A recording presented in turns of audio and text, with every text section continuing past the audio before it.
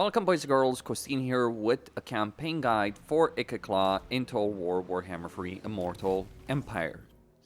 In a way to secure victory in the Nuclear Rats campaign. I think this is going to be particularly relevant once the Lords of the End Times comes out.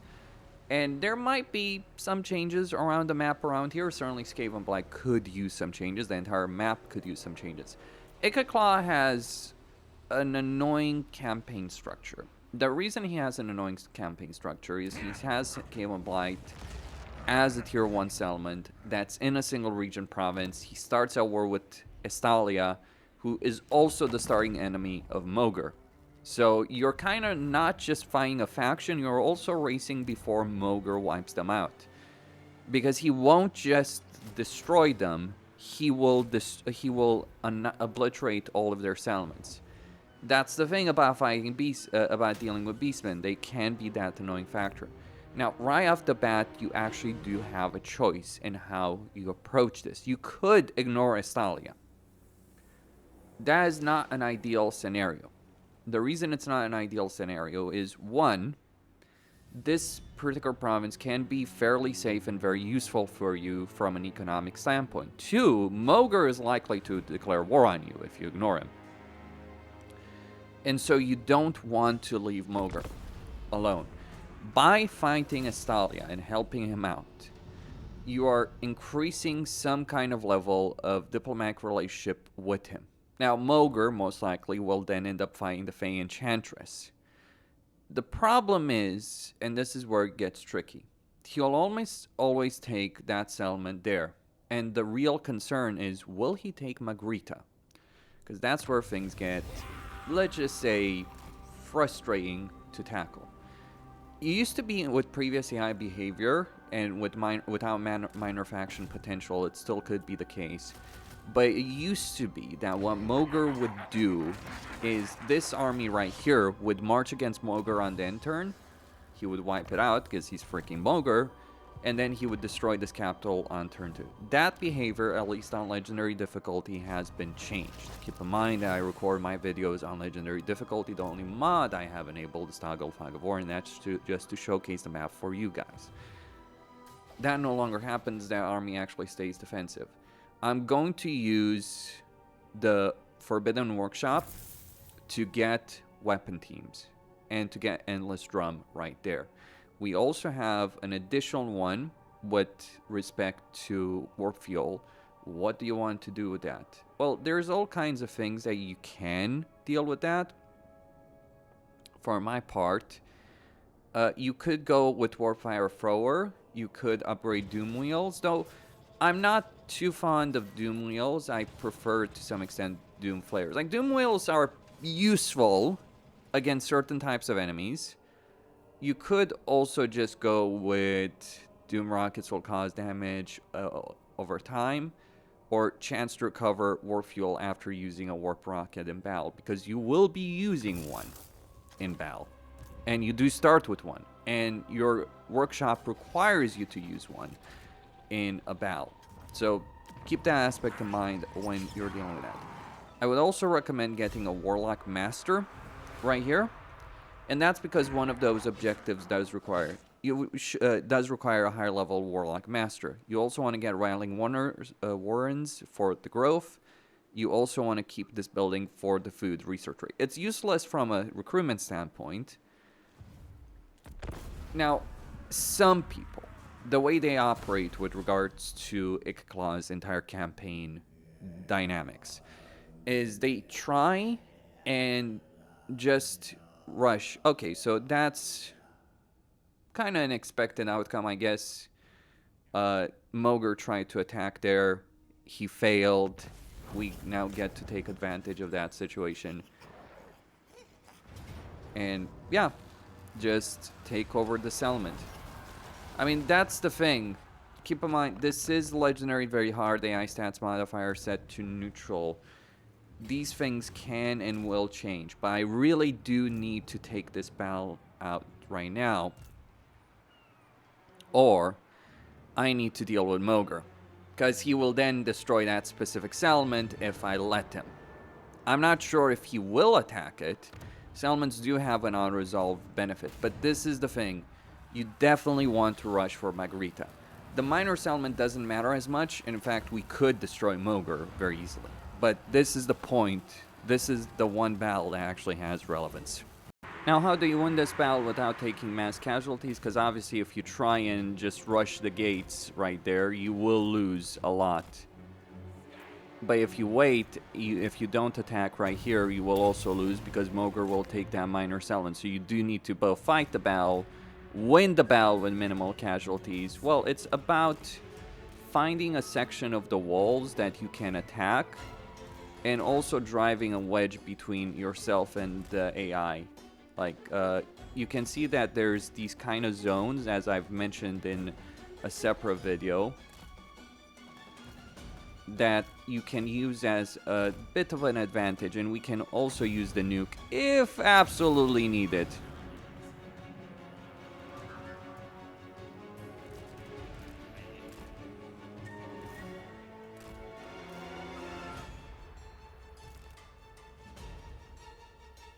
Make sure you turn that off. I mean, obviously, if we use the nuke, that would not be too much of a problem. But we have our ways. Now look, we will have casualty replenishment on the intern, so that's also not really too big of a problem. We could just also use Ikit Claw to break down the gate, and then just use his ability right there. You can win.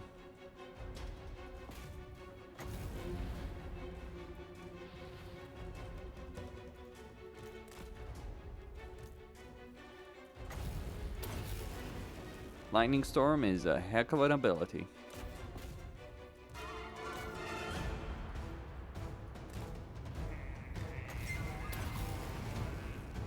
Now, once you win this battle, you want to make it a tier 3 settlement. The reason you want to make it a tier 3 settlement, well, there's a couple of reasons. One, you want the damn hero for the Skaven. Two, you want to get something else entirely that is actually going to be quite relevant. So you will want the hidden layer.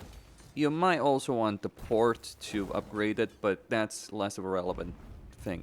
It's more so the unit capability right here that you're really aiming for. Now, Mogr can, and knowing him, he will, he can screw you over right here. Or he will deal with a rebellion for you. This is where you have to understand that there is an RNG factor in this campaign in terms of Mogr. You don't know what is going to happen, how it's going to happen, where he's going to move, what he's going to do. What you do know and what you can predict is this. He will do something. That something is not necessarily what you want to happen, but it will happen. So in this case, he withdrew, which is as ideal as it gets for me personally, because I can then come here and occupy the settlement and get control over the entire province. That puts me well in range of this particular settlement. There's a bunch of Skaven slaves, but they're not really a concern too much right now. And that is just going to serve as fodder for my army.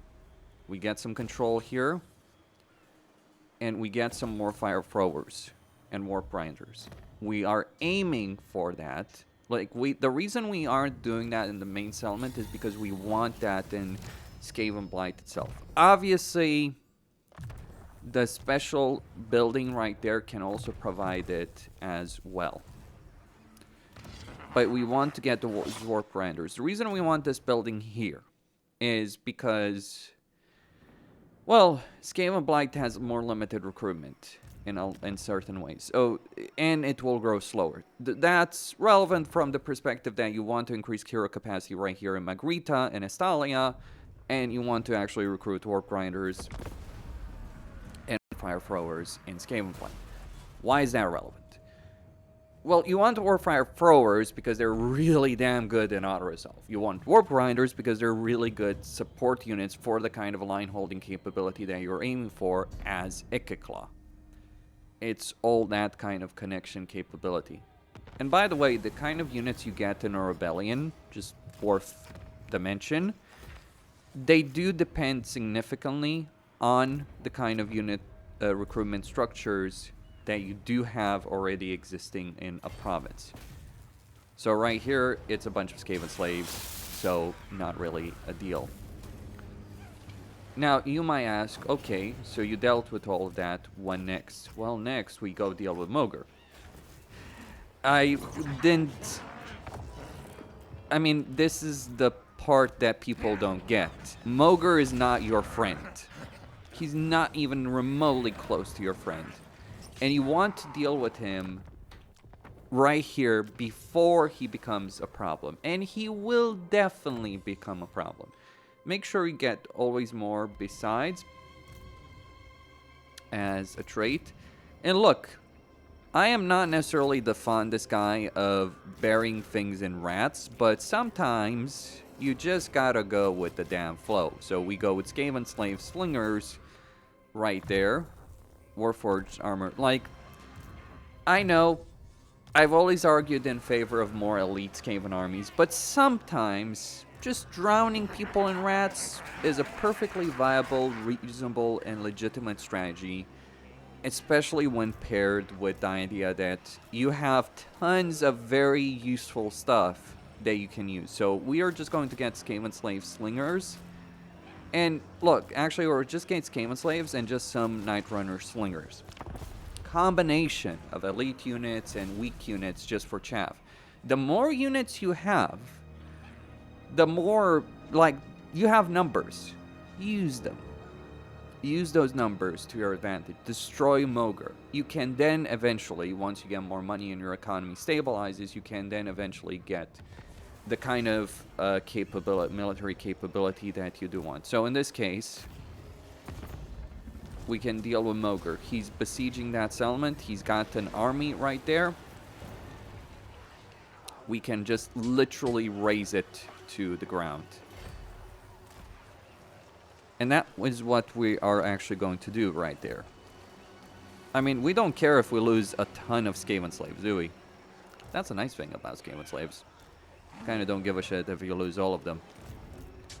The units that you do care about losing are, well, they're a bit more special.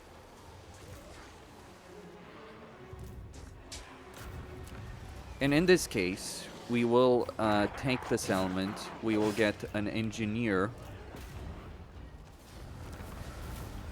We will first sack it, because we want to pull this army back. Now, where do we want to pull it back to? Well, we just want to ensure that we are in the limit. And we have the choice of going for Carcassonne if we really, really, really want to be a bit of a bitch. Now here, we just want artillery. Believe it or not, that's the reason we got that specific building.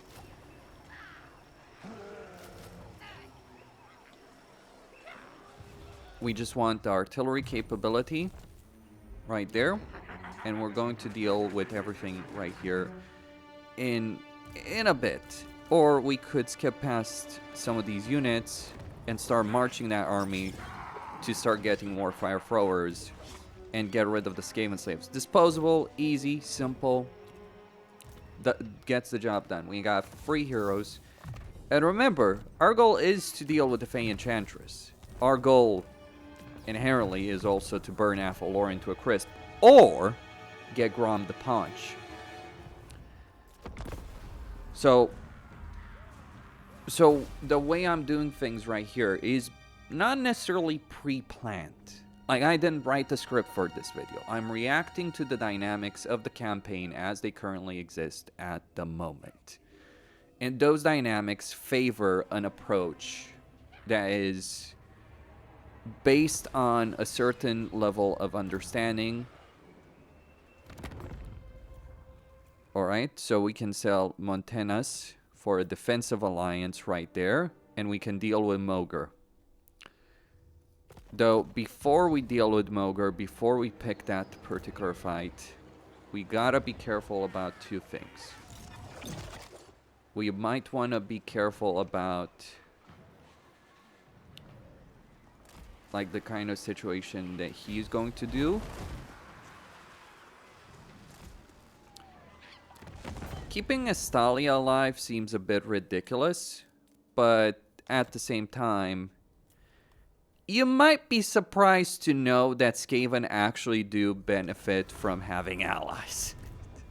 I know, pure Skaven. Beat someone up, make an alliance, make a deal with them, turn them into friends. Very Skaven, that. It also surprisingly works far better than one might necessarily think. We can now get rid of this building. The purpose there was to get some plate claws, be flexible with that kind of stuff. The reason we want to get rid of the building there is because we want the arcane generators, we want the money from an economy. Now, here, if Mogr had wiped out Estalia, I would hold this territory to the Fey Enchantress and then backstab her. But since he is in that situation, we're just going to destroy him. Now, you might ask, well, what will you do with Estalia? No problem. We'll backstab them too. Don't worry. We are definitely playing the Skaven game right here. Or we could just ignore Mogr and let him burn Estalia to the ground and get a non-aggression pact with that. It's very... See, the thing people don't get is that sometimes when you're playing a Skaven campaign, the key to playing a Skaven campaign is not to constantly betray everyone in the way people might think. The key to playing a Skaven campaign is using the diplomatic leverage at a particular point when it matters, when it's useful to do so. And also just blowing shit up in the way that's really relevant for that to work out. So for instance, over here we get arcane generators. And right now, they're kind of stuck in a tug-of-war situation while we go on Castle Carcassonne. Now, I do not know here, and this is the reason why I'm going against the Fey Enchantress. I do not know how things are going to unfold. I think there's the inevitable bug that's happening right here.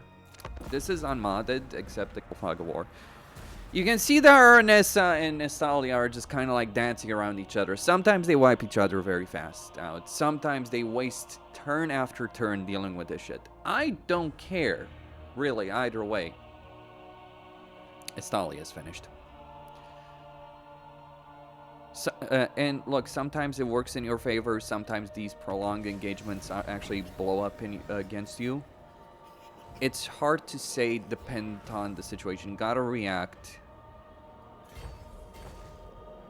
dependent on the dynamic that you are tackling. You can't script this. You can't predict it. All you can do is react. So for instance, over here, I would like to get some chieftains, but I also need an army more than I need chieftains. And we're just gonna get some clan rats with shields and some Skaven spears just to have more forces. I do not know what Grom is, but if I were a betting man, and generally I am a pretty good betting man, I would say that the Fey Enchantress is winning against them. Not shockingly, she is. How do I know that? Well, I know how Grom works, and he'll if the AI factions are struggling to take the Tylean and Estalian capital, then Grom will struggle to take Bordello. Which means that the Fey Enchantress is going to show up unannounced, unintended, on his and start flipping his ass. That is why it's important in this kind of context. Like, you don't need Toggle Fog of War to understand this. If you start seeing factions struggling on borders with certain ports, then you have to understand it's not just occurring in your sector of the campaign. It's occurring in other sectors of the campaign as well. It means you got the randomization factor where it's screwed up. If you see factions taking ports, generally speaking, very fast, then it means that all factions might be taking ports very fast. In that case, Grom might be in a better situation, but you never know that. Don't rely on that particular assumption. Work on what you know, not what you want to be true. So for instance, over here, I've taken Carcassonne. We're going to get this settlement, and we're going to march our stuff over there to secure that particular to deal with that situation. We do have a non-aggression pact with Mogr, and by the way, this is much better because he can't just attack shit directly. We can get growth in settlements. We can save up points. I recommend saving up points for power overload, because Ikit Claw's capability right there is very useful. And after this point, you know, and this is just one path. The alternative, you can go for Estalia after this point. Once you've sorted things out here, you can go for Estalia. You can ally Grom. You can march on Lorem. I would recommend not marching on Lorem, because I would recommend dealing with Arnessa, dealing with Estalia. The reason you want to deal with Estalia, they've got the ability of growing, giving you extra food benefits right there. So once you've dealt with all of this, you sell this territory to Grom. You let Grom secure your northern flank. Eventually Grom will be Grom. And he will eventually secure the border here. Or you need to go a long way in the extra mile to deal with the Fey Enchantress in this situation, right? Or you might want to ally Paragon. Or you might want to screw everyone over and just be like, hey, sup, want to join in the fun? Kaboomy. Why, I know, this is the ultimate fuck you, I am Skaven, I will do whatever the hell I bloody fucking want. Screw you. That is how Skaven roll. Like, let's make a deal with the Wood Elves to screw over everyone else. Of course, Orion is that, and mind you, you don't want to ally Orion, and I wish to emphasize that. But this is a very Skaven-style campaign. And that's what you're aiming for. We're not playing here a simple game. We're playing in a complicated, convoluted, messy, miserable campaign situation with numerous factions. The way you win as Ikit Claw in this situation is you screw everyone over to win. And people think Dredge is a bastardly Skaven. Ikit Claw is like, look at me and learn, rodent. Because that's what Ikit Claw does. He's like, oh, that guy's an amateur, really. A quest has been issued. And we get the quest battle, and things finally are stabilizing. Arnessa still has not taken that particular quest battle location. But yeah, in this case, Orion is going to be necessary. We get a rebellion. Not really a problem.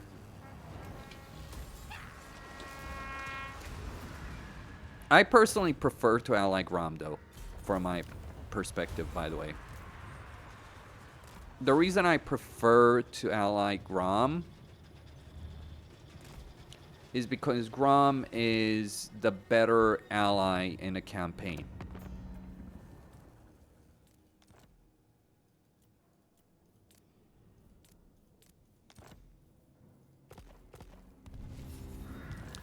To have. Of course, we could try and exchange some of these territories. Like, one of the things we could do is we exchange Castle Carcassonne for a ton of money right here. And next turn, we can trade Brion for that settlement. Not Castle Carcassonne. But it will require liberation. Either way, like, the barracks is always useful. Money is always useful. Getting an extra lord is always useful. And right here. Keep in mind, I still haven't used the nuke, but that's not a priority right here because we still have to get the Warpstone reactor to tier 2. So, not really the biggest priority. But yeah. What ends up happening in this campaign a couple of turns from now is we just end up demolishing everything and everyone in our path. So 21 turns in, a couple of things have happened. I do have a siege battle over here against Belegar. He apparently was able to take the capital of Estalia after Arnessa just screwed around for quite a few turns. That can end up happening. And now we have flamethrowers, rattling gunners, warp grinders, lingers, and we even have heroes coming in right there. This is the power of the Skaven unlocked. We've got nuclear weapons on display over here, ready to be used. Belegar's not going to stand the chance. And that's just Belegar. Grom's been rescued, even if he's going to take 20 more turns to take Bordelot. Though this time around, I think he is going to take it. The Oak of Ages is gone, Kingsglade is gone, Belegar is next. Not quite sure what to expect from Belegar. This campaign's been all over the place, but this is why this starting position is questionable. But this is the true power of Ikit Claw in a nutshell, and how one ends up dominating this actual campaign properly. Of course, it would have probably been better had I wiped out this guy, because he's very close to declare war on me. Maybe I can get him to join in another war against some other people. You gotta keep Mogre happy. Give him a target. Give him 10 targets. He will not...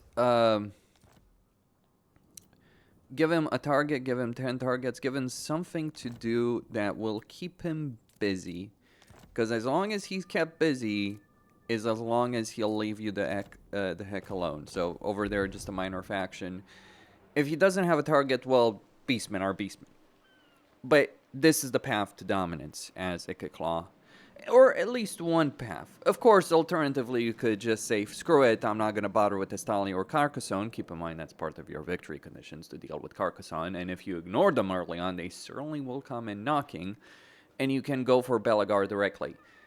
I would not recommend picking a fight with Belegar directly. And the reason I would not recommend that is you might defeat him and then all of Athelorn unites against you. Then Elspeth comes against you. That's the reason you want to take the long-winded path. The alternative to all of this is you could just set sail for Araby and beat the crap out of Rapance and Arkhan and take this territory over here. Choices abound. What I showcased one is a path that keeps you on the natural expansion that maybe the developers intended. It's not exactly terrific, but it does work. Costin signing.